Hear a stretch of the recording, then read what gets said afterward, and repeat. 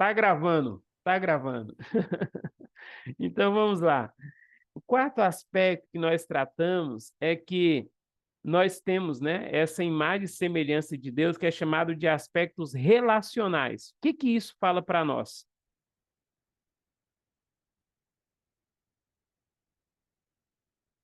O que que isso Aí fala é para onde nós, Silene? Silene que está aí quietinha do outro lado, né? Thaís que está aí quietinha também. O que que isso fala para nós, né?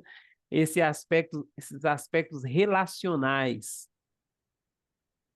Seria que somos chamados a nos relacionar com Deus através da oração, da fé, da obediência. Seria isso? E aí, colega, seria isso? Seria um pouco mais? O que que vocês acham? Eu acho que é essa necessidade da gente ter um relacionamento, né? Tanto vertical quanto horizontal. Aí, Uhum, se a gente for lá para Gênesis, Deus viu, né, que Adão estava só, né? Não tinha alguém uhum, semelhante a ele. E ele também já tinha um relacionamento com Adão. Eu acredito que seja essa necessidade, tanto do divino, né, quanto com os iguais, uhum. de homem para homem. Então, fomos criados para sermos seres relacionais porque temos um Deus que sempre existiu, né?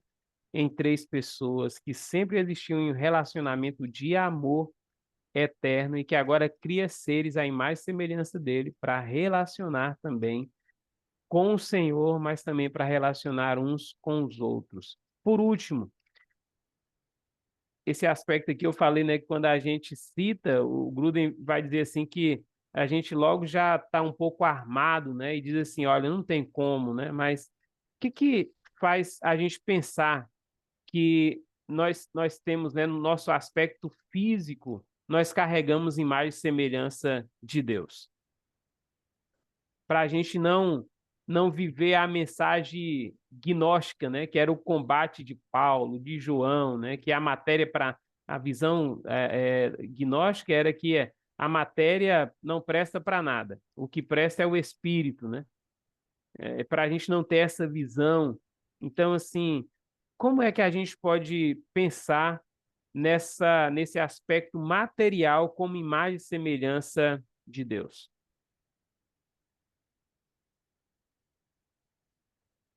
Ô, pastor, a questão material, deixa eu dar aqui uma, uma clareada aqui. Então, foi que eu estava assim que eu estava de camiseta, não queria aparecer. Pronto. É, a questão material, vamos lá. Os olhos de Deus estão sobre Uhum. toda a terra. A mão de Deus está sobre o seu povo. O Senhor tirou Israel com braço forte de, é, do Egito. Então, essa questão física de Deus é mais para mostrar assim que Deus se assemelha ao homem para até para vou colocar aqui desse jeito, não sei se é assim, mas eu vou colocar aqui até para que o homem se sinta identificado que Deus é um Deus pessoal, porque Deus é espírito, né? Uhum. A mente de Deus, a mente de Deus, ué, Deus é um espírito, Deus uma força, é uma pessoa imaterial tão grande que criou o universo. Se você for estudar sobre o universo, você pira, né? E Deus criou da maior estrela do universo até a menor partícula, que era a menor partícula, que é o átomo, né? O átomo já se divide em três hoje, atualmente, né? Átomo quer dizer uma única partícula, né? No grego, uma coisa só, o átomo. Mas hoje já divide em três. Interessante que o átomo se divide em três, olha que semelhança, Pai, Filho e Espírito Santo. Então, até na ciência você vê, né, que Deus ele se revela. Então, quando Deus fala assim, os olhos de Deus, Deus ouve, né, os ouvidos de Deus, né, a mão de Deus, né, o braço forte de Deus, é para que o homem se sinta, né, acolhido por Deus ali como uma criatura que Deus fez. Mas, na realidade, Deus não é. vou me contradizer aqui, entre aspas, né? Deus não é material, ele é espírito, mas ele é, como se diz, o carisma dele, o amor dele por homem é tão grande que ele se fez homem, que é a pessoa de Jesus Cristo, né? Para que Uhum. nós nos identificássemos que Deus é essa pessoa maravilhosa, inexplicável, né? Indizível, né? Insondável, mas ele se fez homem para dizer assim, ó, eu te amo, eu sou igual a você, eu quero uma comunhão com você, eu quero andar com você.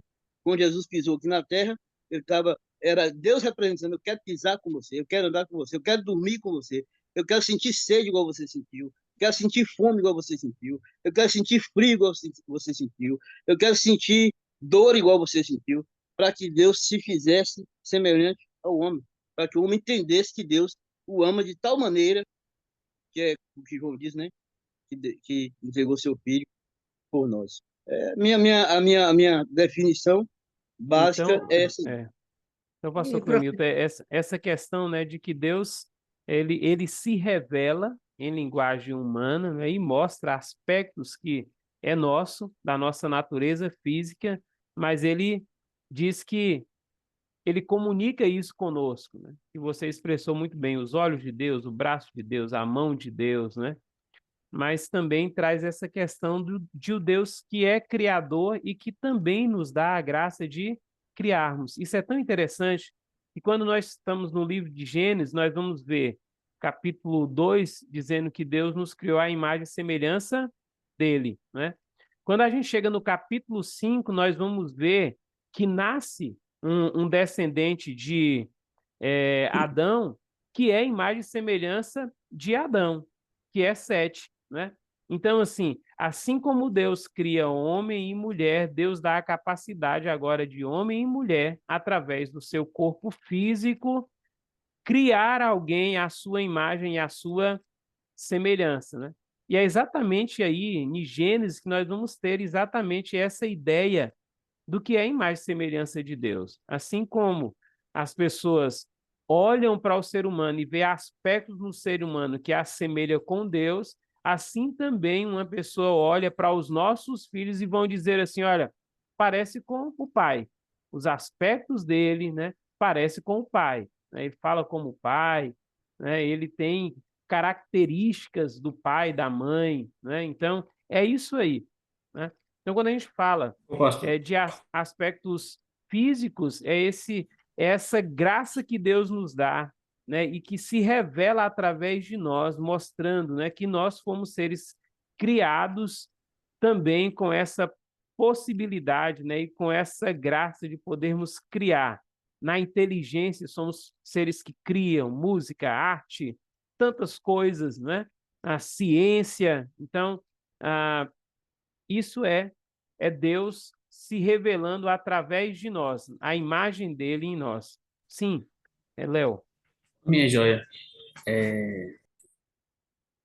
deixa eu te perguntar, né? Nós vemos que Deus fala em Gênesis, né, que Deus fez o homem à sua imagem e semelhança. Isso antes do acontecimento de Adão. Pós-acontecimento, né, quando Adão ali se vê nu e tal, né, que ele reconhece aquilo que fez, você acha que nesse período há uma transição, alguma mudança, ou a gente não pode ver dessa forma, né? Porque a partir do momento que Adão pecou, há uma mancha e a partir dali, na próxima geração, Deus faz uma limitação, ou Deus, ele, ou ao seu ver, né, pelo seu conhecimento, Deus, ele continua, né, evidenciando que nós somos a imagem e semelhança deles, mas como o senhor bem pontuou, né, pelo fato de termos algumas características que a Bíblia vai dizer, né, visão, né, os olhos do Senhor, é, é, é, você acha que houve alguma alteração, né, depois desse pecado? Houve alguma limitação? Não sei se eu O pe... consegui compreender. Se é, o senhor consegue me compreender? deixa eu ver se eu entendi, né? O pecado ele traz limitações para a nossa vida, né? Algo que a gente poderia ter avançado, né? Muito mais, o pecado acaba nos limitando, né? Porém, a imagem e semelhança de Deus continua ali presente, muito forte. Isso é tão interessante, quer ver? vou trazer um fato para vocês. A gente tem Caim, ele mata Abel, né? E Deus, então, conversa com Caim anteriormente, dizendo assim, olha, Caim, você está cada vez mais querendo, né, afastar o pecado, a expressão de Deus ali é o pecado jaz à porta, né? E você pode dominar, você pode ser um dominador desse pecado e não fazer o que a sua mente agora está te direcionando para fazer, que é matar o seu irmão, né? Deus já tinha visto, né, que os planos de Caim eram exatamente esse ali.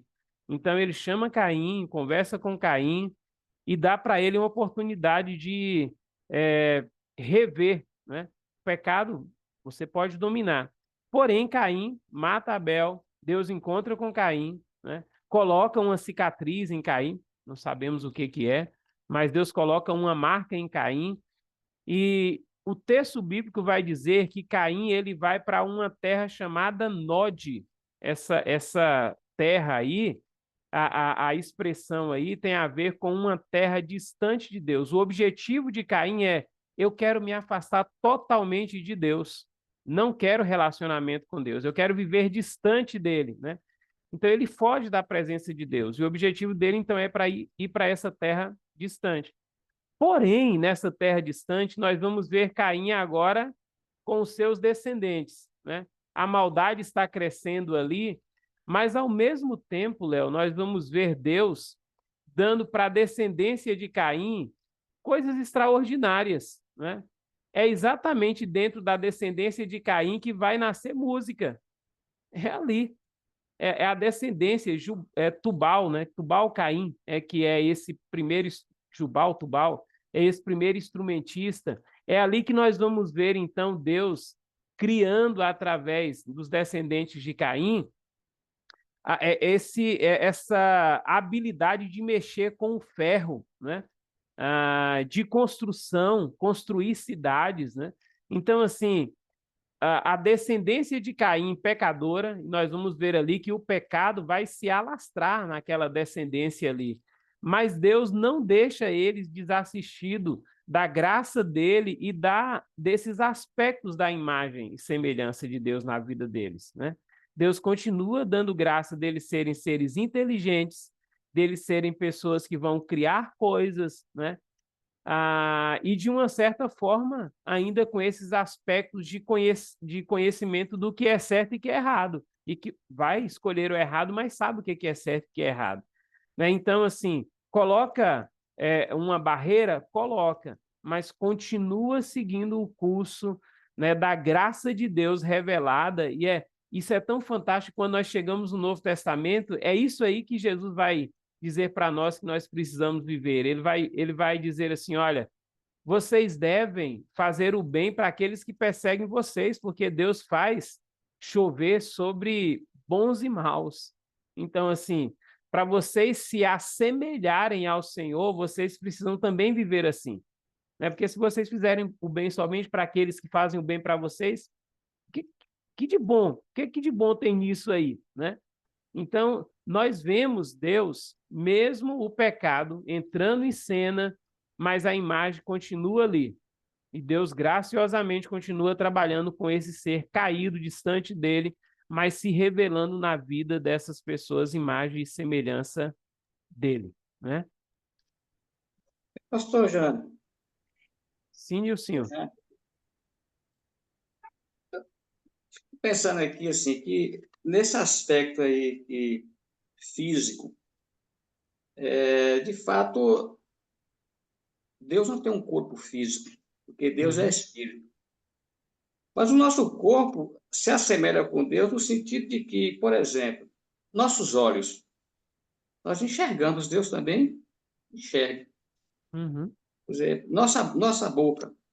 A boca nos dá a possibilidade de falar.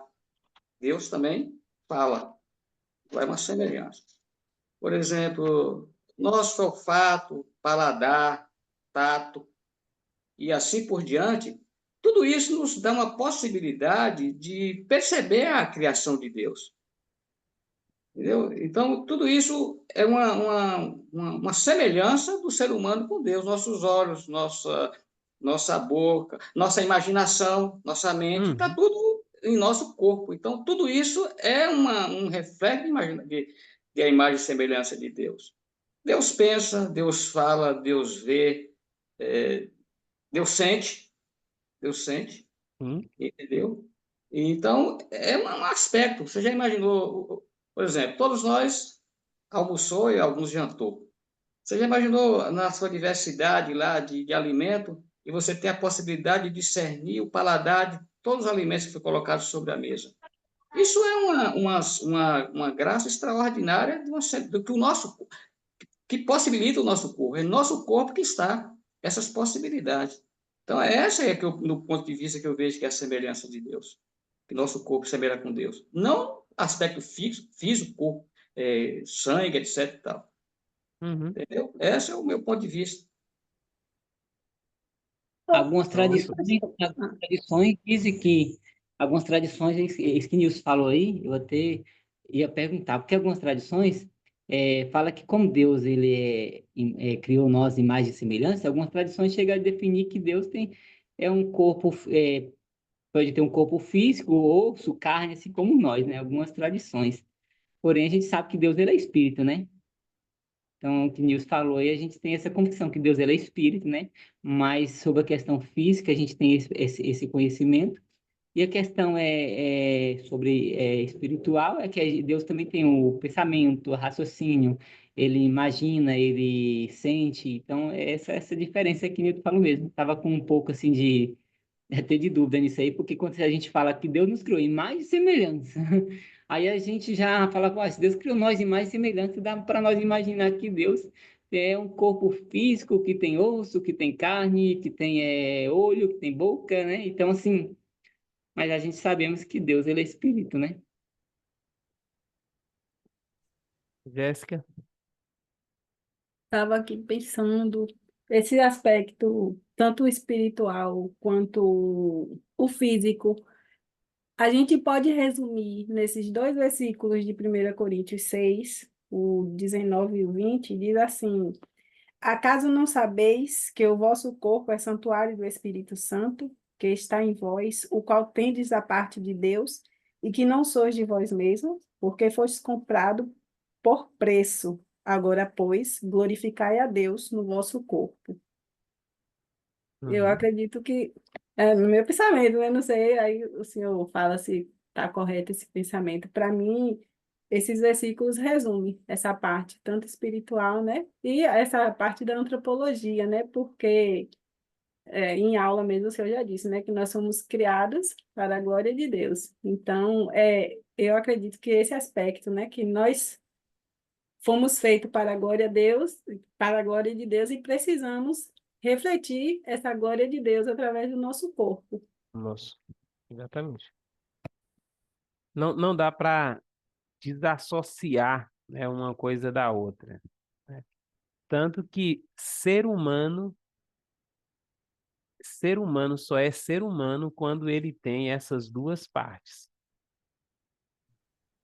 Pastor. E isso é tão interessante que quando nós pensarmos lá na soteriologia, nós vamos ver exatamente isso, que sempre vai ter uma parte material e uma parte imaterial. Mesmo quando o Senhor nos ressuscitar em um corpo, Paulo vai falar sobre isso no capítulo 15 de Coríntios, nós teremos uma parte também material. Assim como Jesus Cristo, desde que se tornou homem, tem uma parte material. Toca, vê a minha mão, põe a mão aqui do meu lado, veja que sou eu mesmo, não é? Então, nós vamos ver um pouquinho mais disso em Cristologia, vamos ver um pouco disso mais quando estivermos em soteriologia, mas o ponto-chave aqui é a gente não querer desassociar e pensar, né, que a nossa semelhança com Deus, ela só está nessa parte espiritual, porque quando a gente faz isso, a gente acaba desprezando esse belo que Deus fez, que é o nosso corpo, né? E que nós precisamos, como o Jéssica acabou de ler, e nós precisamos glorificar o Senhor no nosso corpo.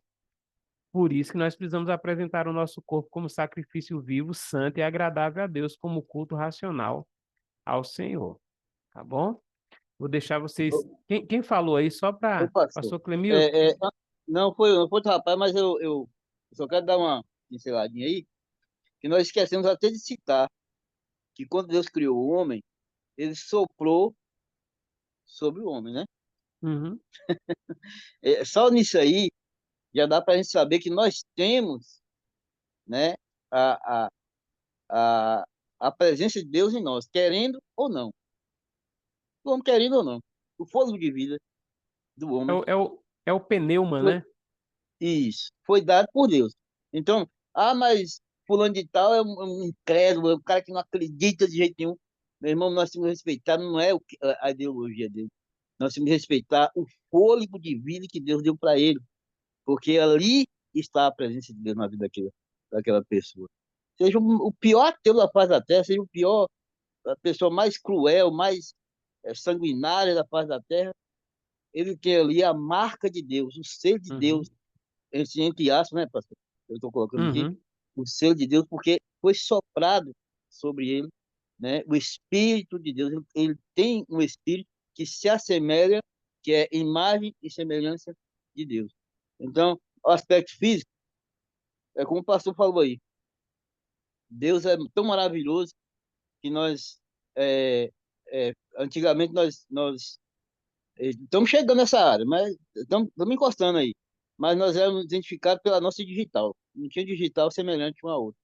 Já mesmo para dizer assim, o homem é feito unicamente. Fez o homem e jogou a forma fora. Acabou. Não tem outro semelhante. E hoje já dá para identificar o homem pela íris dos olhos, né? A leitura da íris é mais específica ainda do que a, a digital, de tão maravilhoso que é. A íris ela tem até um estudo, né, científico sobre a íris do homem que dá para identificar até a genética da pessoa, se ele vai ter algum tipo de doença, se ele possui algum tipo de doença. Então, Deus é tão maravilhoso que ele nos fez únicos, únicos, únicos mesmo, né? E ainda soprou em nós um amém. presente tão bonito que é o fogo de vida. Obrigado, pastor Clemilton. Gente, então vamos encerrar aqui. Hoje vou dar intervalo para vocês, tá? Eu volto com os slides e quero que vocês retornem com essa pergunta, porque nós vamos encerrar e foi a nossa pergunta inicial, né? A Jéssica até colocou no grupo aí qual a importância de uma antropologia cristã para a nossa vida diária, tá bom? Então, eu volto encerrando com os slides, e depois a gente tem um tempinho para vocês responderem essa pergunta. O que que esses estudos nossos agora, nessas duas aulas, né, tem de tão importante para a nossa vida diária, do dia a dia, tá bom? Jânio, 10, sim? interessante, na fala aí, assim, dessa questão do aspecto físico aqui, eu fiquei pensando aqui, já imaginou o corpo humano na capacidade de gerar filhos? Então, esse aspecto, né, fantástico que É? Deus nos dá, né, de Como gerarmos é, alguém à imagem e semelhança também, né? entendeu? Como é que o corpo é uma coisa extraordinária. É verdade. Valeu. Gente, 10 minutos, tá bom? A gente retorna e eu já retorno com os slides com vocês. E pastor, Opa, sim, Thaís. eu queria pedir desculpa, assim, que eu tô meio perdida, que eu não assisti a última aula. Eu estava Certo, viajando, eu acabei me esquecendo de repor, viu? Mas irei tranquilo, assistir, ficar dentro do tran- assunto. Obrigada. tranquilo, Thaís. Eu que agradeço, viu? Então vamos lá. Vou, vou compartilhar com vocês.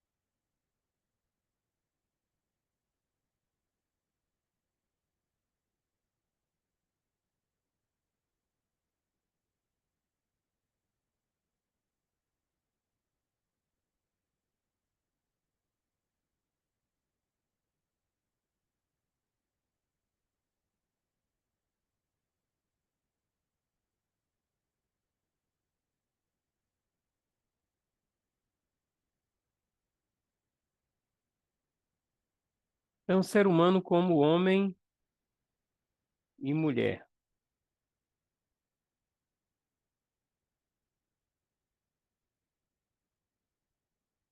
Quando Deus ele cria homem e mulher à imagem e semelhança dele, então ele cria esse homem e essa mulher para que eles possam ter relações, né, interpessoais harmoniosas.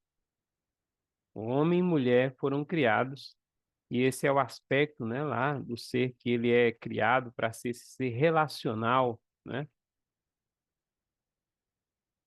Esse homem e essa mulher é criado em igualdade, né, em termos de pessoalidade e de importância. Então, quando Deus ele cria o homem e mulher, ele cria tanto um quanto o outro, e é por isso que o texto vai dizer assim: criou Deus macho, fêmea, homem e mulher, né? Ah, ele criou a sua imagem conforme a sua semelhança. Então, tanto homem quanto mulher, eles são iguais em termos de pessoalidade, são pessoas iguais. E aos olhos de Deus, eles são importantes, né? Essa visão que nós temos dentro da antropologia bíblica lança por terra exatamente toda essa luta que existe entre o homem e a mulher, nessa vontade de um sobressair o outro, né? Dentro da visão bíblica, não há espaço nem para aquilo que nós conhecemos como machismo, né? Então, quando a gente vê hoje algumas pessoas, né, dizendo que a Bíblia ela é machista, que a Bíblia ela dá vazão, né, a essa questão do homem ele ser mais importante do que a mulher, essa não é a visão bíblica. A visão bíblica é que homem e mulher foram criados iguais como pessoas e importante aos olhos de Deus. Mas também não dá espaço para aquilo que nós temos visto hoje, né, tão latente na sociedade, que é essa busca da mulher pelo o que é denominado hoje, né, de empoderamento e que é chamado de feminismo, né? Então, e a grande questão aqui é que as mulheres dizem assim, olha, nós fomos oprimidas durante muito tempo e agora então é hora de nós adquirirmos os nossos direitos.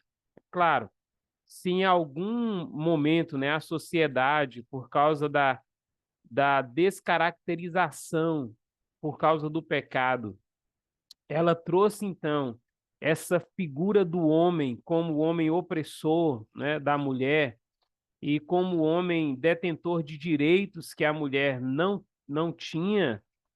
Essa não é a visão bíblica, né? A visão bíblica é a visão que homem e mulher são iguais diante de Deus, são pessoas importantes aos olhos de Deus. Então, assim, dentro da igreja evangélica, nós jamais poderemos aceitar a,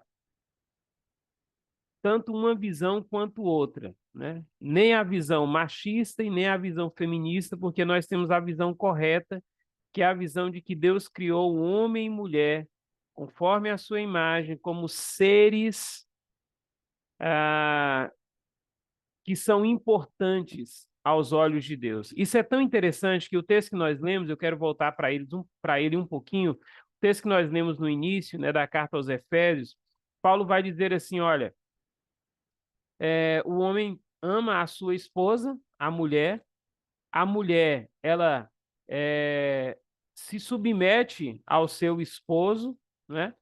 E os dois agora vão viver um relacionamento de amor e respeito. É isso que existia dentro do Jardim do Éden.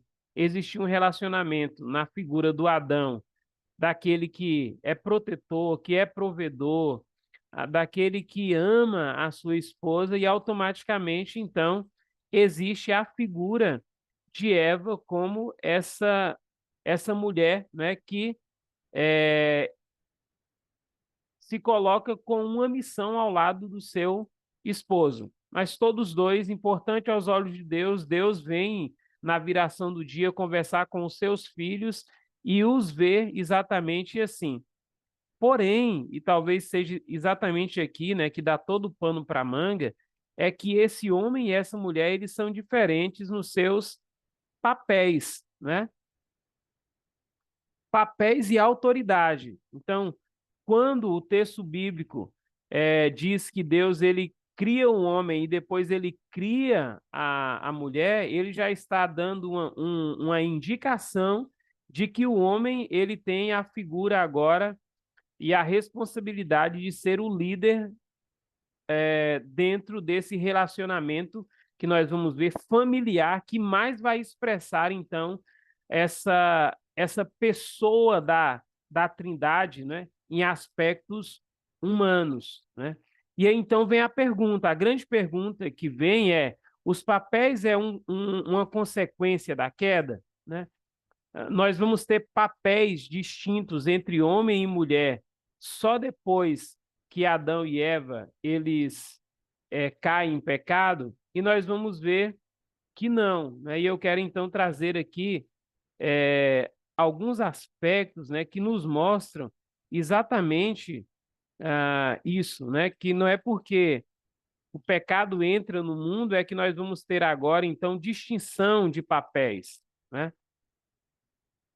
Lembra que quando Deus ele cria o homem, ele já dá uma função para o homem, mesmo antes de criar a mulher. Adão, a sua função aqui nessa casa que eu estou te dando, que é o jardim, é a função de governante. Você vai governar essa casa, né? Tanto que Adão ele já começa então a dar nome aos animais, ele começa, né, organizar nesse aspecto, né, de governo, ele começa a organizar, não, porque tudo está organizado, né? Mas ele está governando todas as coisas com a autoridade que Deus lhe deu. Só que Deus vai dar tanto o aspecto de governo, mas também de protetor. É um governo que protege a sua casa, né? E para Eva, quando ele cria Eva, mesmo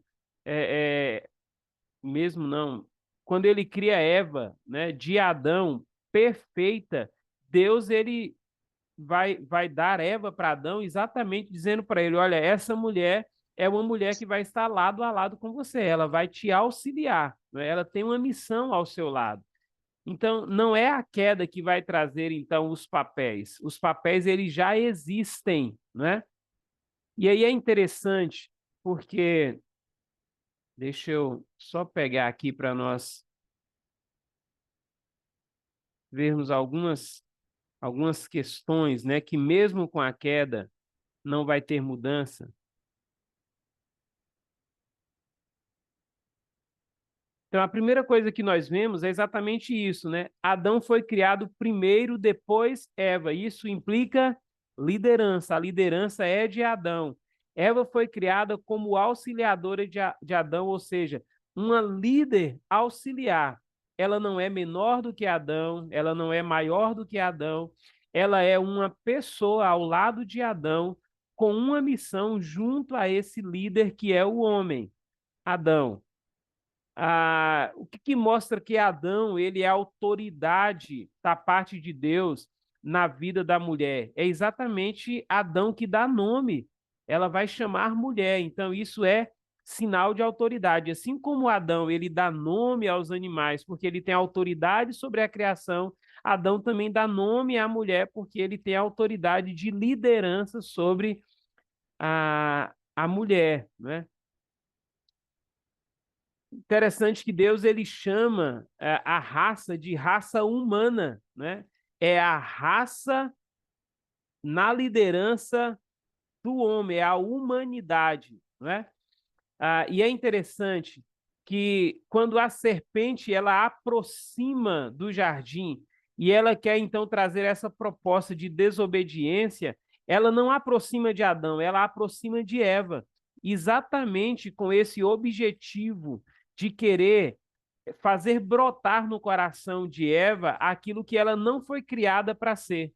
Ela não foi criada para ser líder sobre Adão.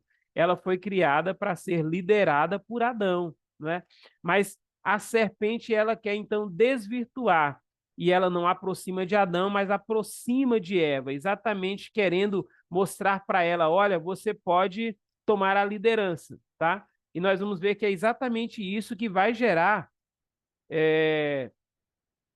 esse grande conflito que nós estamos assistindo hoje, que já mencionamos, que é essa questão, né, da visão machista e, em contrapartida, esse ataque do feminismo, né?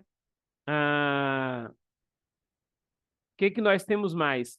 Deus falou primeiro a Adão e depois a Eva. Interessante, quando Deus aproxima agora após a queda, apesar da serpente ter enganado Eva e ela ter tomado do fruto, dado ao seu esposo, Deus não aproxima do jardim e diz assim, Eva, o que você fez? Eva, por que você está escondida? Deus aproxima do jardim e Deus fala o quê? Adão, onde você está? Né? A liderança é sua, por que você está se escondendo? Né? E é interessante porque quando Deus faz essa pergunta, irmãos, aqui, onde você está, ele não está perguntando onde você está geograficamente, porque Deus é onisciente, ele sabe de todas as coisas. Aqui é uma pergunta retórica, é uma pergunta que vai fazer com que Adão pense no que Deus está mostrando para ele. E essa pergunta aqui é, Adão, esse está aqui qual é o seu estado agora, Adão? Me fala qual é o seu estado. Você tem conhecimento do estado que você encontra agora? Você tem conhecimento que, por você ter me desobedecido, o estado que você encontra agora é um estado de queda? E Adão tem esse conhecimento. Ele vai dizer assim, Senhor, eu me escondi quando vi os seus passos no jardim. E Deus vai dizer, por quê? Ele diz, porque comi do fruto que o Senhor disse que não deveria comer. Então, assim, a questão dos papéis aqui, eles não são dados por causa da queda. Homem e mulher, quando é colocado no jardim, ele já tem papéis definidos, né? Adão, não Eva, representa, então, essa raça humana. Quando nós chegamos agora, né, na carta aos Romanos, Paulo vai dizer assim, assim como por um só homem entrou o pecado no mundo e através do pecado a morte, então, Adão é o representante da raça humana, e aí Paulo vai dizer, assim também, por um só, Jesus Cristo, vai entrar a salvação. Né? Jesus é o representante de Deus para a salvação da humanidade, mas Adão é o representante do homem no pecado, na entrada do pecado. Não é Eva que representa essa raça humana, é Adão. Então nós estamos vendo aqui exatamente esse papel que é definido antes e que não muda, ele continua depois. Agora, só que a maldição, né, ela vai inserir uma distorção nos papéis que já estavam estabelecidos. Né? E aí, então, irmãos, nós vamos ter aqui exatamente essa expressão de Deus. Deixa eu pegar aqui para mim poder ler na íntegra para vocês. Se vocês quiserem ir comigo para Gênesis, capítulo 3, que vai relatar a queda do homem. Boa pergunta, pastor. Sim. Eu poderia dizer que o fato de Adão ter acusado Eva quando Cristo perguntou, quando Deus perguntou a ele sobre o fruto que comeu e ele jogou a responsabilidade nela, né? Que foi culpa dela, ela quem me deu, a mulher que me destes, né?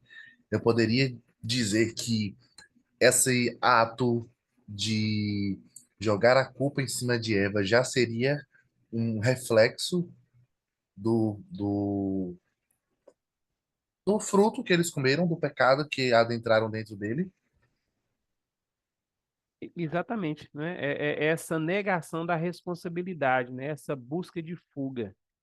é o que nós encontramos hoje na raça humana caída, né?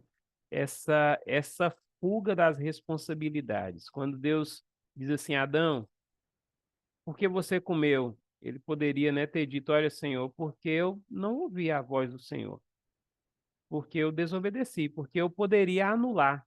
E é interessante porque Adão tinha capacidade de anular, porque foi exatamente para Adão que Deus deu a responsabilidade, você não coma, né? Então, quando Eva ela é induzida a comer e ela então agora vai oferecer para Adão, e é interessante, irmãos, porque assim, o texto bíblico nos dá a entender que Adão estava perto de Eva, ele estava assistindo tudo. Não é que Adão era uma pessoa distante, né, e que saiu para fazer algumas tarefas no jardim e que Eva agora entrou em um diálogo com a serpente e que quando ele chega do nada, Eva está com o fruto na mão oferecendo para ele, não. O texto nos dá a entender que Adão está assistindo tudo e ele poderia intervir como um líder, que essa é a função do líder, né? É intervir quando as coisas estão saindo do controle, mas Adão, ele assiste tudo aquilo e não faz nenhuma intervenção. E quando Eva, então, ela come do fruto, o texto vai dizer assim, ela comeu e deu ao seu marido. Então, o entendimento está exatamente aí, né? Adão está perto e ele então toma do fruto. Ele poderia anular tudo aquilo dizendo, olha, não é isso que Deus nos ordenou, né? Você não pode fazer isso, né? Aqui está a figura da liderança omissa. E aqui agora também vai estar a figura, quando Deus pergunta, João, por que você fez isso? Aqui vai estar a figura agora da liderança que não assume as suas responsabilidades, mas que busca uma fuga e transfere essa responsabilidade para outra pessoa, né? Olha Então, só, isso é uma questão muito interessante eu ter falado isso, porque me desperta uma dúvida que a vida inteira eu sempre tive. Não vou ser hipócrita de dizer que eu nunca tive, que foi exatamente essa questão. Porque nós nunca fomos ensinados essa, esse fato que muda toda a história. De tipo, estar subentendido que Adão estava assistindo o que Eva fez. Logo, faz dele um cúmplice daquilo. Ele viu, ele provavelmente deve ter ouvido e falado alguma coisa. Querendo ou não, isso a gente não para aprender tudo 100%. Então, a vida inteira eu sempre me fiz exata essa pergunta. Por que que quando ele meio que foi enganado por ela. Então, você sempre ficou com aquela coisa na cabeça. Ela chegou, por ele ser marido e mulher, houve a confiança, né? Então, querendo ou não, ele não teve participação naquilo. Então, eu venho com essa dúvida até agora, nesse exato momento, quando o senhor explicou que ele estava, assim, na participação ali e viu acontecer. Então, e agora já muda completamente aqui a questão da cabeça, entendeu? O John, talvez seja por causa disso, né, que a gente vê muito essa expressão hoje, né? Porque Eva, né, comeu do fruto. A gente então hoje, né, tem que fazer isso, tem que sofrer isso, tem que aquilo. Não, a responsabilidade, se fosse para a gente, né, atribuir essa responsabilidade é para a pessoa de Adão. Ele é o líder, né? E é exatamente, né, por isso que a Bíblia vai depois dizer mais à frente, né, que a quem muito é dado, mais é exigido. Então, Paulo vai fazer um alerta para as pessoas na igreja, olha, toma cuidado, né, essa busca por uma liderança, porque assim, lembra que assim como é dado o direito de ser líder, também existe uma exigência de prestação de contas, né? Então, assim, olha para vocês verem o texto bíblico, capítulo 3, versículo 13, diz assim: O Senhor Deus perguntou então à mulher. Não, deixa eu voltar um pouquinho mais. Ah, olha a pergunta de Deus, versículo 9. Mas o Senhor Deus chamou o homem, perguntando: Onde está você, Adão? E ele respondeu: Ouvi os teus passos no jardim e fiquei com medo, porque estava nu, por isso me escondi. E Deus perguntou: Quem lhe disse que você estava nu? Você comeu do fruto da árvore da qual lhe proibi comer? Disse o homem: Foi a mulher que me deste por companheira, que me deu do fruto da árvore e eu comi. Aí Deus vai dizer para a mulher: E o Senhor Deus perguntou então à mulher: que foi que você fez? Respondeu a mulher: a serpente me enganou e eu comi. Olha, Deus então podia agora começar aqui com Eva, né? Já que foi ela que fez. Deus vai dizer: então o Senhor Deus declarou a serpente, uma vez que você fez isso, maldita é você entre todos os rebanhos domésticos e entre todos os animais selvagens. Sobre o seu ventre você rastejará e pó comerá todos os dias da sua vida. Porém, inimizade entre você e a mulher, entre a sua descendência e a descendência dela, e este lhe ferirá a cabeça e você lhe ferirá o calcanhar. A mulher, ele declarou: multiplicarei grandemente o seu sofrimento na gravidez. Com sofrimento você dará à luz filhos. Seu desejo será para o seu marido e ele a dominará. Presta atenção nessa expressão que nós vamos trabalhar um pouquinho essa expressão aqui, né? O significado, né, que os teólogos dizem que essa expressão tem no original. E ao homem declarou: visto que você deu ouvidos à sua mulher, ou seja, você tinha liderança, Adão, mas você deu ouvidos à sua mulher e comeu do fruto da árvore da qual eu lhe ordenara que não comesse, maldita é a terra por sua causa. É por causa de você, Adão, que a terra é amaldiçoada, tá? Então, a maldição sobre a terra vem exatamente porque Adão é representante legal de Deus sobre a criação. Deixa eu continuar aqui. Maldito. Por sua causa, com sofrimento você se alimentará dela todos os dias da sua vida, e ela lhe dará espinhos e ervas daninhas, e você terá que alimentar-se das plantas do campo, com o suor do seu rosto, até que você comerá o seu pão, até que volte à terra, visto que dela foi tirado, porque você é pó e ao pó voltará. Né? Então, nós vemos aqui que existe uma consequência para a serpente, né? Porque ela induziu ao erro. Existe uma consequência para a mulher, porque ela agora vai ter que dar a luz com dores, né? Ou talvez as dores seriam mais intensas agora por causa do pecado.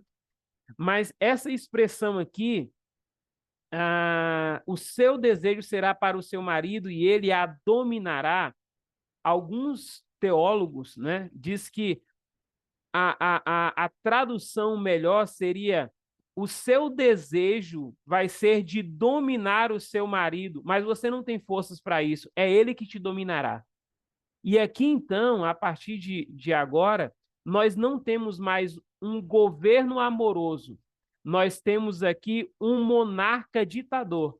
A figura do homem agora, no pecado, ele se torna a figura daquele que não direciona a esposa dele, que não direciona os filhos dele com um governo amoroso, mas ele vai agora exigir, né, dessa mulher e dos seus descendentes ele vai exigir, não, ele vai ter uma postura monarca, uma postura de imposição sobre a vida da mulher e dos seus descendentes, tá? Então, por que nós vemos toda essa luta hoje, né? O homem querendo dominar a mulher e a mulher querendo dominar o homem. Está aqui em Gênesis. O seu desejo será para o seu marido, ou você terá a vontade de liderar, você terá a vontade de dominar, mas você será dominada. E se nós pegarmos a história, irmão, se vocês forem fazer um estudo hoje a respeito do feminismo, de se despertar isso, e vocês quiserem fazer, vocês vão ver que a história mostra exatamente isso, que essa luta das mulheres, em alguns momentos da história, elas só conquistaram algumas coisas porque o homem deixou elas conquistarem. Porque se não deixasse, elas não teriam conquistado nada. Era o homem que tinha o poder de arma, era o homem que tinha o poder de força. Então, quem era a mulher para conquistar, não é? Como é que isso é revertido? Isso é revertido agora na visão cristã. Por isso, toda a sociedade deveria bater palmas para o cristianismo, né? E ao invés de ficar nessa luta entre os gêneros, a sociedade deveria olhar para o cristianismo e ver o modelo ideal, o modelo aonde o homem agora, conhecendo a Cristo, ele volta para o jardim, aonde a postura dele é de um governo que conquista o coração da sua esposa com amor e dos seus filhos com amor e direciona, e de uma mulher que agora se submete à liderança desse esposo e o respeita na sua liderança, tá? Então, desde o Gênesis, desde a queda, nós vamos ter essa luta travada, talvez em alguns momentos da história, talvez a gente esteja presenciando isso mais agora, né? Mais acirrada, mas dentro da visão cristã, o caminho de volta é a redenção, é olharmos para Cristo como um modelo ideal de homem. Se nós quisermos saber qual a postura do homem perfeito, nós precisamos olhar para Jesus. O homem Jesus que ama a sua noiva e que dá a vida por ela, né? Se nós quisermos olhar o modelo perfeito de mulher, precisamos olhar para a igreja que se submete a Cristo Jesus. Então, esse é o modelo ideal. É por isso que quando Paulo ele quer trazer ilustração a respeito da humanidade no seu relacionamento ideal, ele recorre os escritos dele à igreja de Éfeso e ensina a igreja de Éfeso. Tá bom? Estamos finalizando. Qual a natureza do homem? Existem duas teorias a respeito da constituição do homem. Uma diz que o homem é constituído de duas partes, corpo e alma, dicotomia. Outra afirma que o homem é constituído de três partes, corpo, alma e espírito, tricotomia. Eu quero trazer alguns textos bíblicos para vocês verem, né, aonde está embasado essa visão da tricotomia, e já quero de antemão dizer para vocês que essa visão de tricotomia, ela é uma visão muito recente, ela é uma visão de séculos bem próximos, né?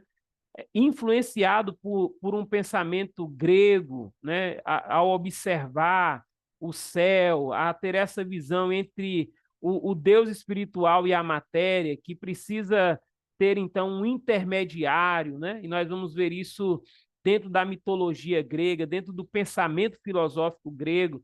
Essa visão é que vai gerar, olhando para alguns textos bíblicos, essa visão de algumas pessoas que acreditam que o homem ele é composto de corpo, alma e espírito. Então, se você tiver com a sua Bíblia aberta, quiser conferir comigo, Tessalonicenses, 1 de Tessalonicenses.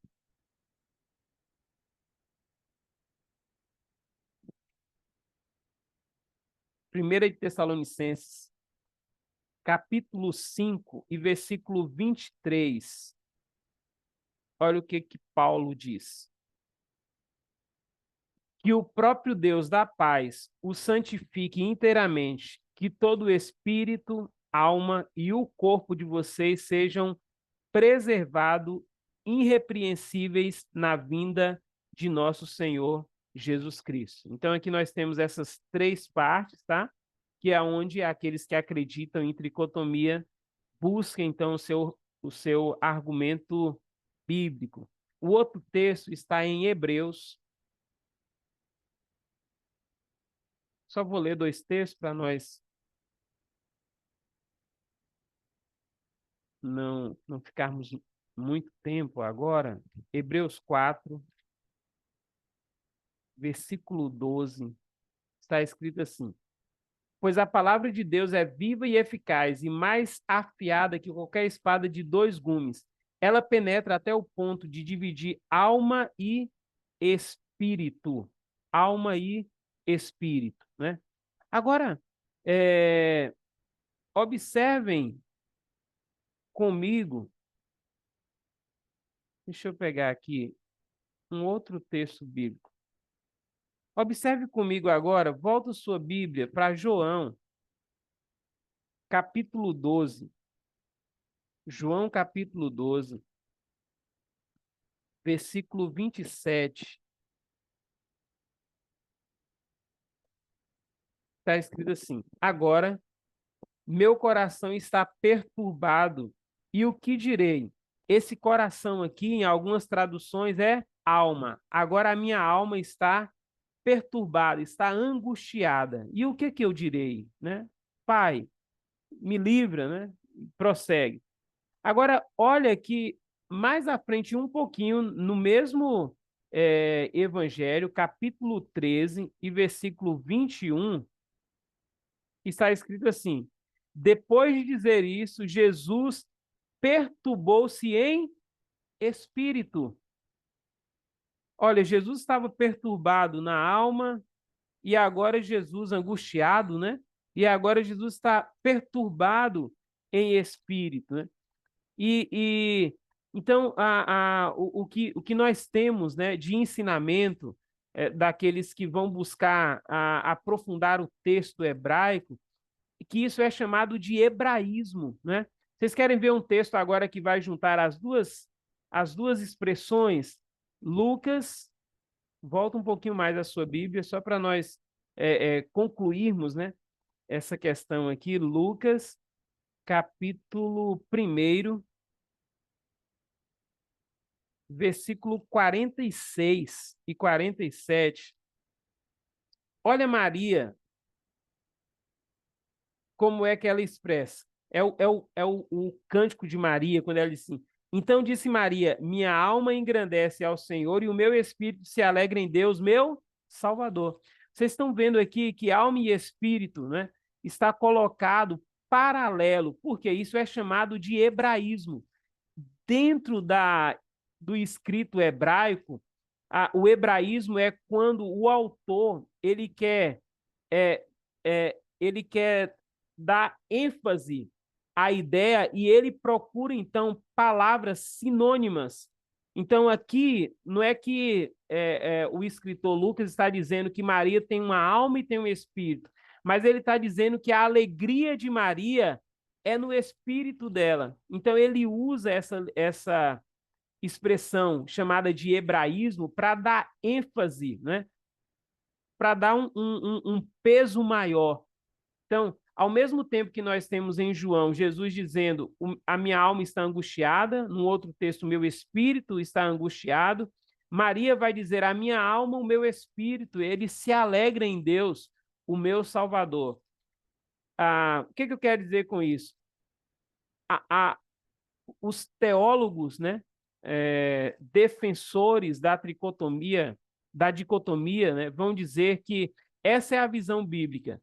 A visão bíblica é que existe uma parte imaterial, corpo, e existe uma parte material, que ora é chamada na Bíblia de espírito, ora é chamada de alma. Mas o homem tem apenas duas partes, uma imaterial e uma material. Isso é, quando o homem morre, ele deixa a parte material e então o espírito volta para Deus, tá bom? Então, só para a gente pensar, né, que existe uma outra linha de pensamento também, eu não coloquei aqui, mas é chamada de monismo. Essa linha de pensamento acredita que o homem ele é indivisível, e de um certo aspecto ela tem razão, né? Porque vocês lembram que eu falei que o ser humano ele é ser humano porque ele tem essas duas partes juntas. Ser humano só existe quando existe corpo e espírito. Quando o espírito volta para Deus, falta alguma coisa. Ele deixou de ser esse ser humano. Ele vai voltar a ser esse ser humano na ressurreição, quando o espírito encontrar novamente com a alma dele, né? Com a alma não, com o corpo dele, né? Qual é o nome, pastor? Oi? Qual é o nome que você acabou de falar? Monismo. E essa linha de pensamento, eles vão postular, né, que ainda, né, que o homem seja indivisível, né, mas que não existe, então, na morte, né, uma separação desse espírito que volta para Deus. Então, de uma certa forma, parece que não há uma crença, né, na ressurreição, tá?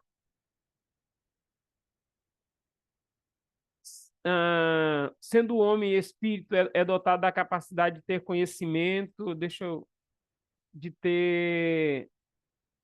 conhecimento de Deus. Opa, eu acho que eu estou... E pastor, uma dúvida Sim? agora aqui. Então, a visão bíblica, ela fica na dicotomia e não na tricotomia? Dicotomia. Agora me deu um nó na cabeça. Dicotomia, Rosa. Os estudiosos vão dizer, né, que os pais da igreja eles sempre tiveram uma visão do ser humano em um ser que tem essas duas composições, uma parte material e uma parte imaterial. Que essa visão de um ser com três partes, né, tricotomia, ela é muito recente, se eu não me engano, do século XIX, né, pela influência Então, porque assim, da cultura grega. eu tô igual o John. Eu aprendi assim.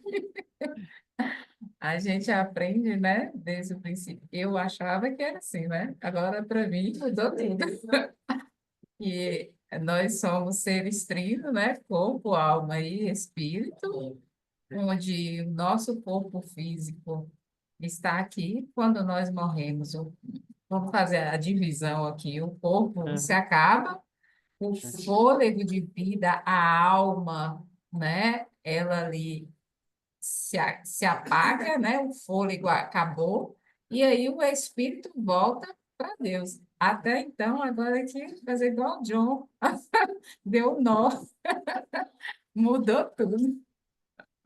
Então, a linha de pensamento, né, mais ortodoxa, se nós formos pensar assim, dicotomia.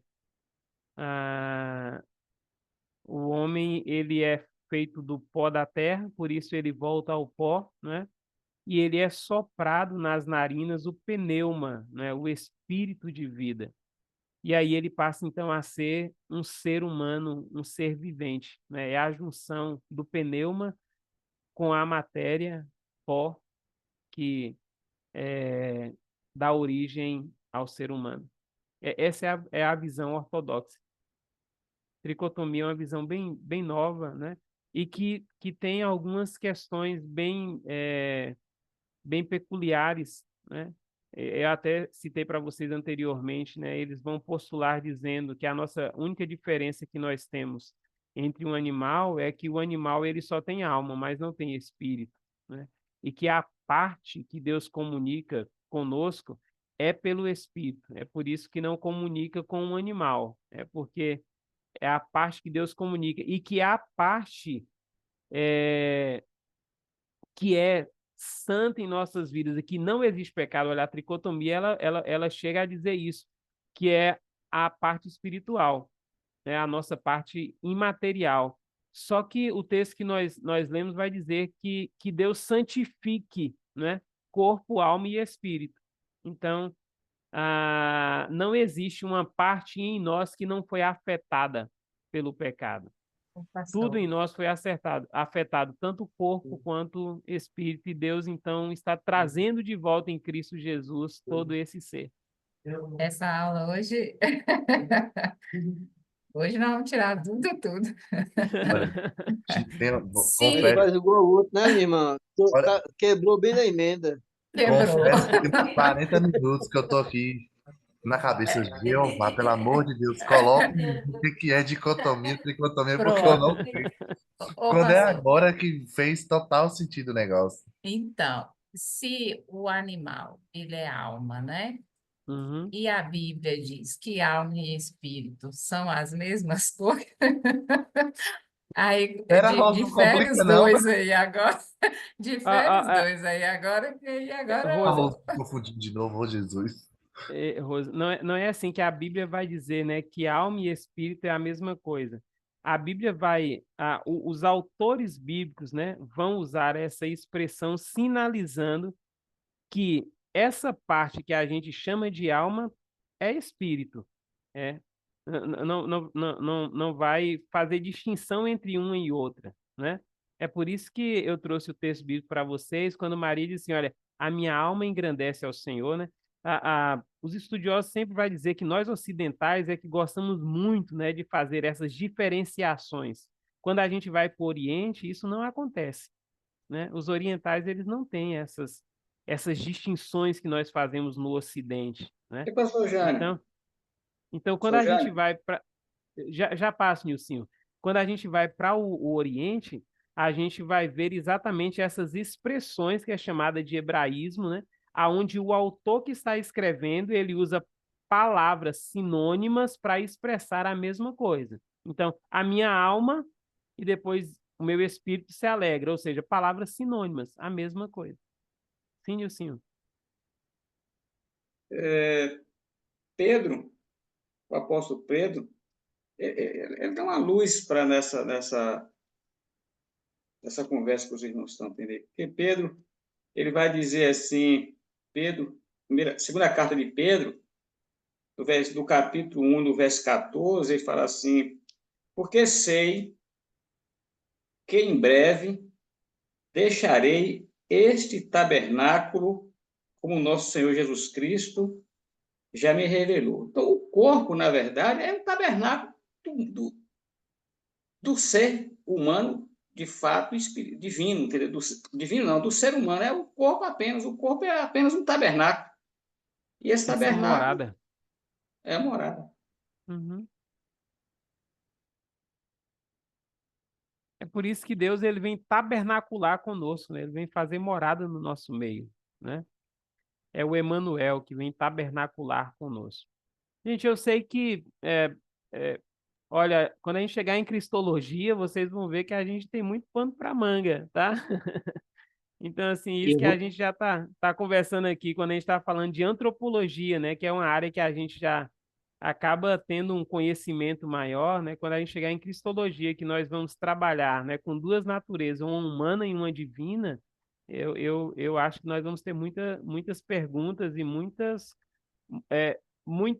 interrogações também que vão ficar sem respostas, né? Porque nós estamos tratando de uma doutrina que fala a respeito da divindade, de Cristo, né? Que vem a esse mundo e encarna, né?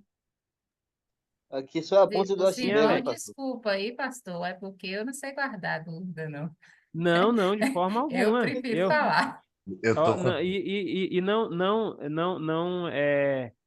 não veja na minha fala de forma alguma inibição, não. Eu quero é exatamente que vocês expressem mesmo, tá? Porque eu acho que é aqui que a gente vai. Lembra que eu falei com o Alex na aula passada, quando ele falou assim: Ei, pastor, a gente parece que não. Cada vez que a gente vai estudando, parece que a gente não sabia, né, de muita coisa. E eu falei assim: olha, é interessante a gente aproximar dos nossos estudos sem preconceito, né? Com o coração aberto, com a mente aberta, com essa vontade, né, às vezes, de eh, compreender e colocar no lugar de algumas ideias que a gente tinha, né? Se de fato ela foi internalizada, agora a gente precisa colocar isso no lugar, né? Ô, Igual, pastor, quando eu expressei para vocês aqui, né? Só assim, dando uma deixazinha, né? Quando eu expressei para vocês aquele pensamento a respeito de que a terra é dos homens e o céu é de Deus, e que algumas pessoas dizem, olha, nós não vamos morar no céu, né? Porque o céu é de Deus e a terra é dos homens. Eu disse assim, olha, não é que eu concorde totalmente, né? Mas quando a gente traz isso para dentro agora da escatologia, né? Que nós vamos estudar, e que nós trazemos, né, para algumas pessoas que nós não deixaremos a terra para ir morar no céu, algumas pessoas falam assim: que é isso, pastor? Nós sempre ouvimos, né, que nós deixaremos esse corpo aqui e vamos morar eternamente com o Senhor no céu, né? Mas não é isso que a Bíblia ensina, né? A Bíblia não diz que nós, algumas pessoas até dizem assim, olha, nós seremos igual os anjos no céu. Não é isso que a Bíblia ensina. Quando a Bíblia fala que nós seremos como os anjos, é só no aspecto de não casar e nem dar em casamento. Nós nunca seremos como os anjos. Nós sempre seremos seres humanos, né? E nós sempre moraremos em uma terra. Sempre moraremos, né? Nós vamos estudar isso mais à frente. Então, o que eu estou querendo mostrar para vocês é que a gente precisa aproximar, né, com essa vontade de aprender, mas sem nos apegarmos demais, talvez, àquilo que a gente já tenha ouvido, né? Mas dá espaço agora para a gente ouvir, refletir, né? Perguntar, expressar, questionar, e depois que a coisa estiver bem mastigada mesmo, né? A gente pegar e assentar no coração e dizer assim, opa, eu acho que vou ter que substituir algumas coisas que eu tinha de pensamento por pensamentos novos, né? Então a ideia é essa, mas não guarde nada, viu, Rose? Tenho vontade de expressar, o John, eu estava expondo e ele, olha, deixa eu fazer uma pergunta aqui, maravilhoso isso aí. É isso aí mesmo que nós precisamos fazer aqui em sala de aula, tá bom?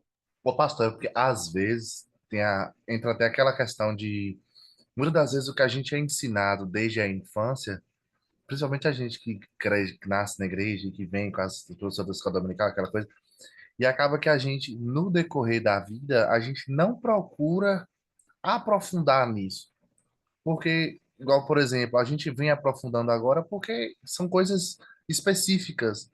Mas se for para nós pegarmos, aprofundar e tudo mais, é mais difícil porque a gente não tem um norte.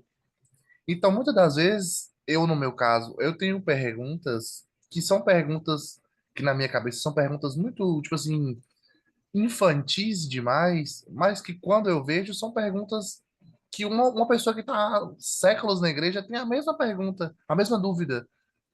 E que Porque é não algo muito faz, né? específico. Esse caso de Adão e Eva, por exemplo, na minha cabeça nunca que passou um negócio desse, entendeu? Porque eu nunca fui ensinado que talvez Adão estava ali observando Eva simplesmente fazer o ato mais errôneo da história da vida dela, entendeu? E aí agora que a gente para e tudo, e olha que, tipo assim, 30 anos aprendendo a mesma coisa e fala, meu Deus, agora tudo faz sentido, entendeu? E é interessante, John, que se nós formos fazer Ô, uma pastor, aplicação, sim, Silene, vou passar para você. Se nós formos fazer uma aplicação hoje, essa é a postura de alguns homens diante das suas mulheres.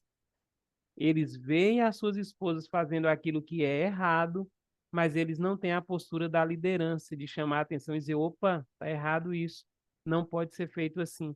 Eles deixam as coisas acontecerem, né? Por isso que aqui nós já estamos, né, pensando na resposta, né? O que que a antropologia bíblica nos ensina para o nosso dia a dia, né? Então, a antropologia bíblica nos ensina que um homem ele não pode ficar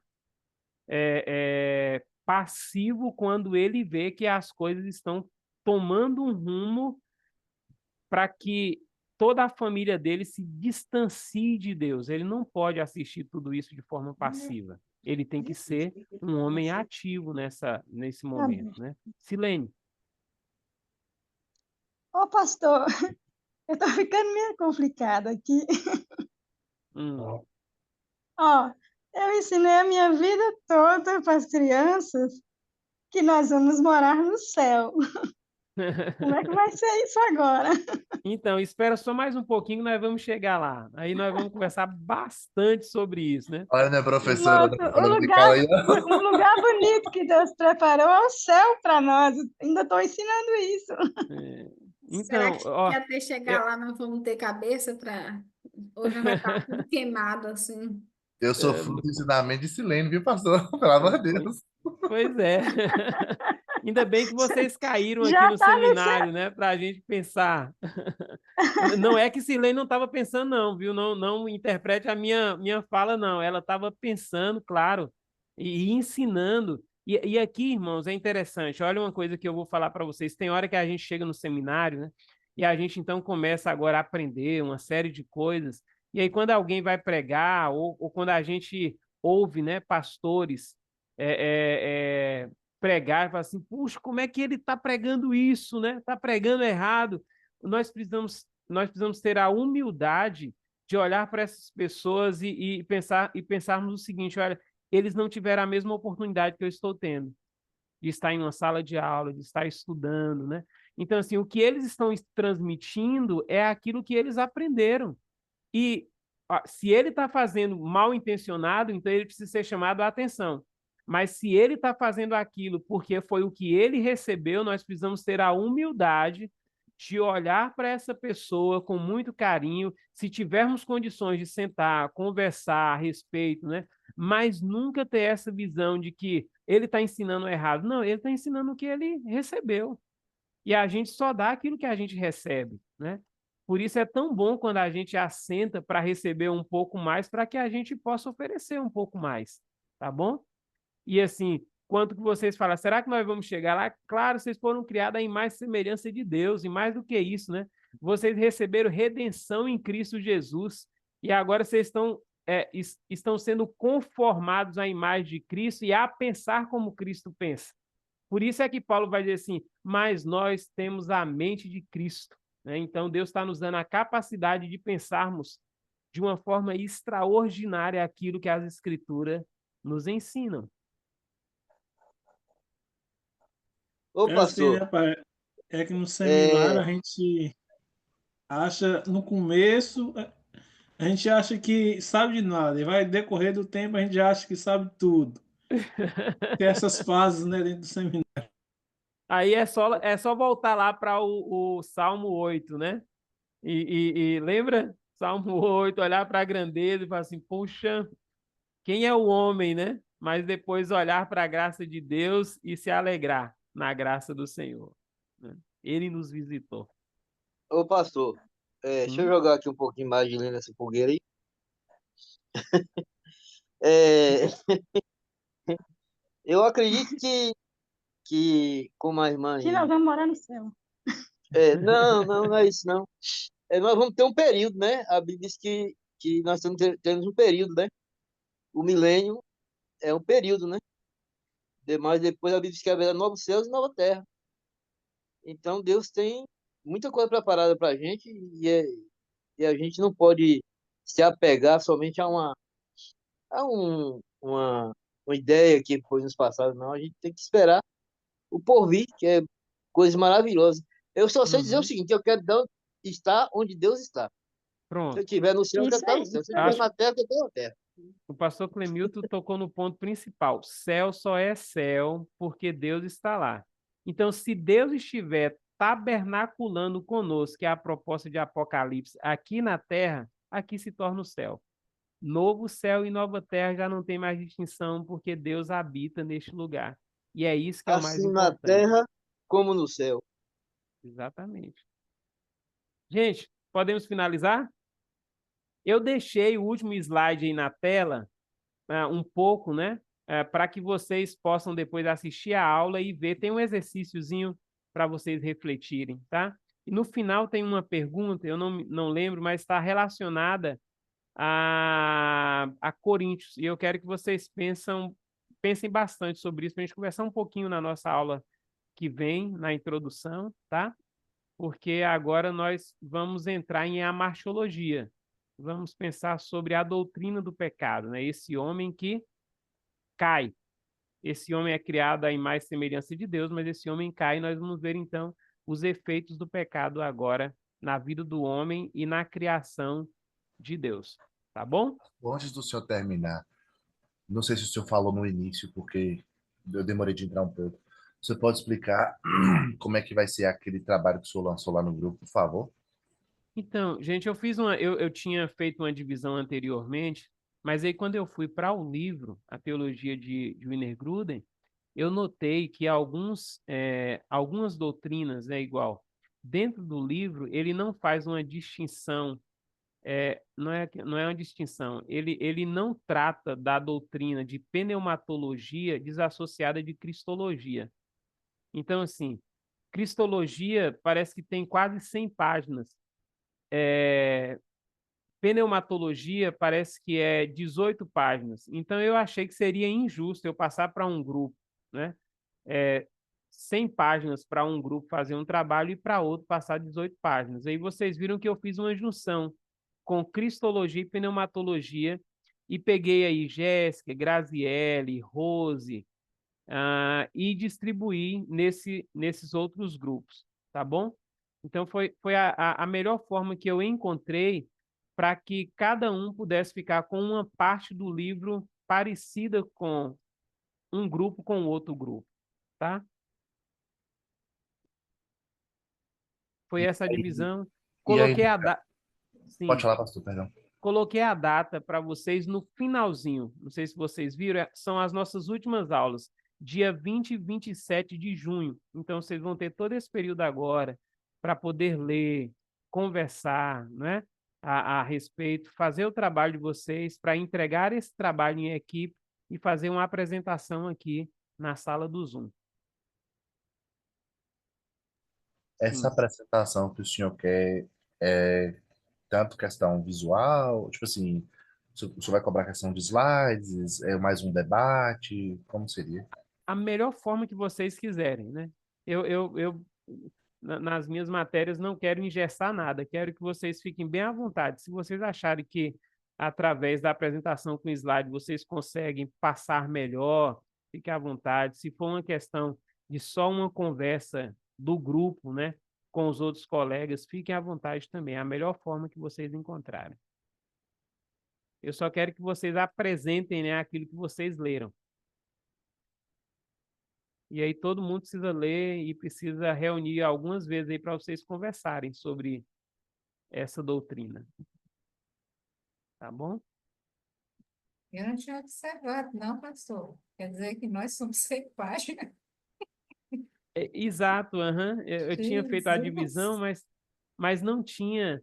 Mas ficou assim, parece que quem tem mais páginas aí é Cristologia e Pneumatologia e Teontologia, né? A doutrina sobre Deus. Não sei se é ou é Bibliologia. Eu sei que é uma dessas duas, né? Que vai ter mais páginas. Mas vai aproximar um pouco mais, né? Ia destoar muito se eu tivesse dividido aí pneumatologia e também a martiologia, né? Se eu tivesse feito isso, iria ficar bem distante.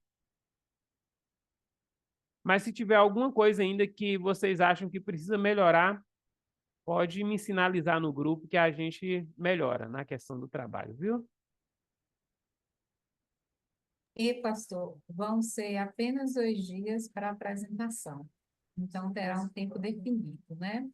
De Isso. quanto tempo?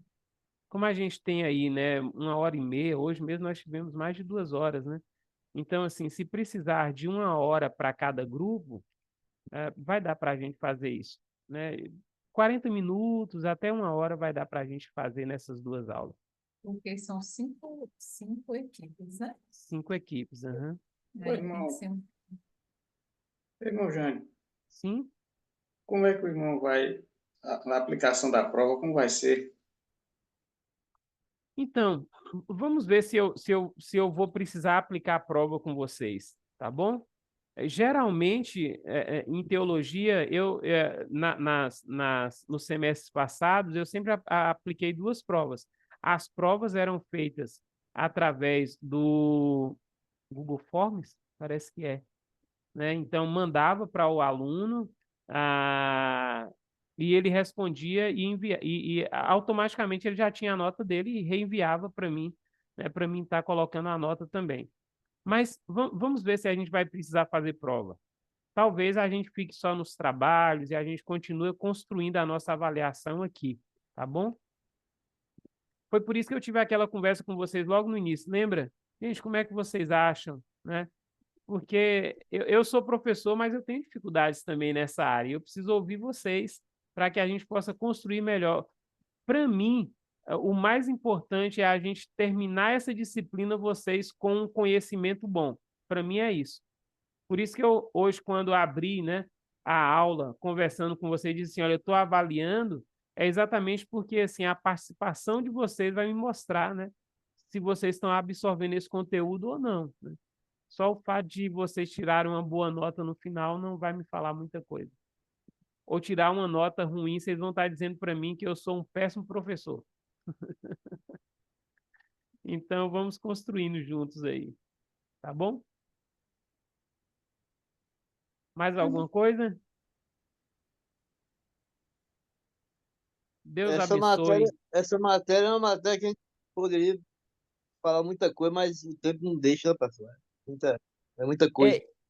Que bom, pastor Clemildo, que o seminário entendeu que essa matéria, né, precisaria pelo menos de 8 créditos, né?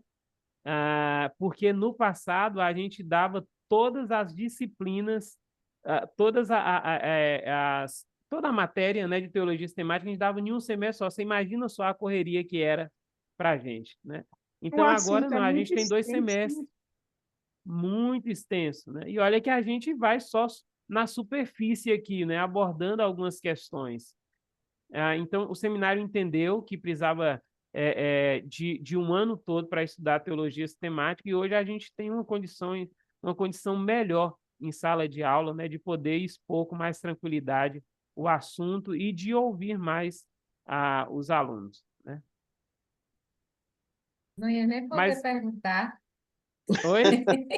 Eu não ia nem ter tempo para perguntar. Pois é.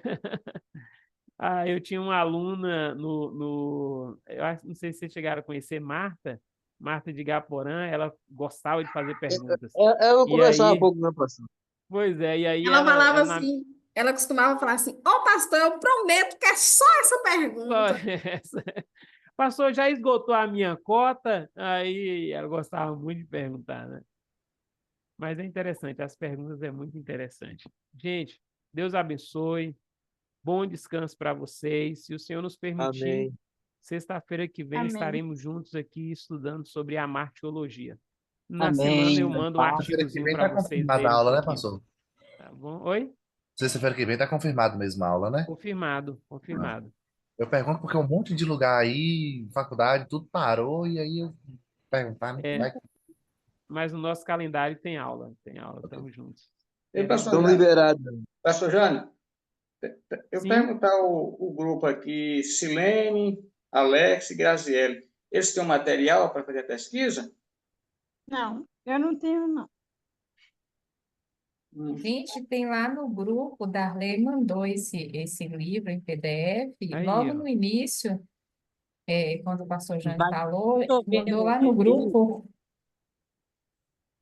Dá uma é eu o tô vendo aqui livro. atrás do Nilson tem uma prateleira cheia de livros aí. Eu tô achando que o Nilson tá cheio de conhecimento e nós vamos pegar um pouco aí. Então, legal, mas a gente pode reunir aí, Nilson. Aí, assim, ó. Eu tô perguntando, porque se os irmãos não tiver o livro, a teologia eu tenho, tem outro livro aqui. A gente pode marcar para a gente se reunir na semana, para não Isso, acumular, isso Nilson, mesmo. no Prepara o ouro, olha, café. Essa ideia é tá? boa. Então tá. Aí na semana os irmãos entram em contato comigo que nós marcamos um local para a gente se ver, tá certo? Combinado, combinado. Valeu. Combinado.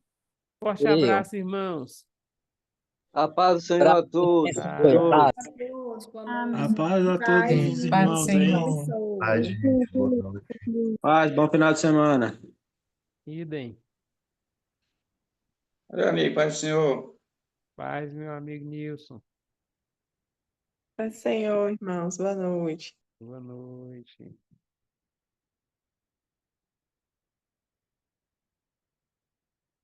Aí John fala, quem diria que Adão estava lá? Meu Deus, foi revelação bombástica aqui hoje, viu? E passou, ficou show aí o atendente de telemarketing, viu? Você viu aí? Não falei que ia melhorar aí, ó.